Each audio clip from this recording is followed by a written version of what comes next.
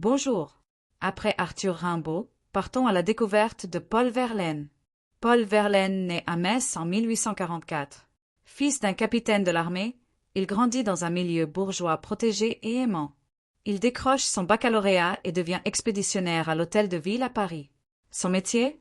Recopier des documents officiels toute la journée. Derrière cet emploi de fonctionnaire, il cache une ambition littéraire dévorante. En 1866, les poèmes saturniens révèlent son talent. Malgré ce succès, Verlaine lutte contre une addiction précoce à l'absinthe. Il épouse Mathilde Mottet en 1870. En 1871, la naissance de son fils Georges coïncide avec l'arrivée d'Arthur Rimbaud. Cette rencontre foudroyante fait voler en éclats son rôle de père.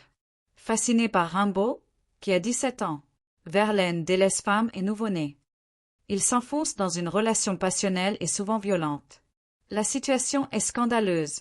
Verlaine est un homme marié de 27 ans, qui s'entiche d'un adolescent fugueur qui n'a même pas encore atteint sa majorité. Mais leur relation est explosive. En 1873, après une énième séparation, il appelle Rimbaud pour une ultime explication. Ivre et désespéré, Verlaine sort un revolver et tire sur Rimbaud. Il le blesse au poignet, marquant la fin brutale de leur liaison. Condamné à 2 ans de prison ferme, Verlaine est incarcéré à Mons. Derrière les barreaux, Mathilde divorce. En prison, il écrit Sagesse, mêlant ferveur mystique et remords profonds pour sa vie passée. À sa sortie en 1875, il part enseigner en Angleterre. Puis il revient en France et se lie d'amitié avec un élève, Lucien Létinois. Une relation qu'il dit paternelle mais profondément ambiguë. Ils achètent ensemble une ferme. Mais en 1883, Lucien meurt de la typhoïde. Verlaine sombre définitivement.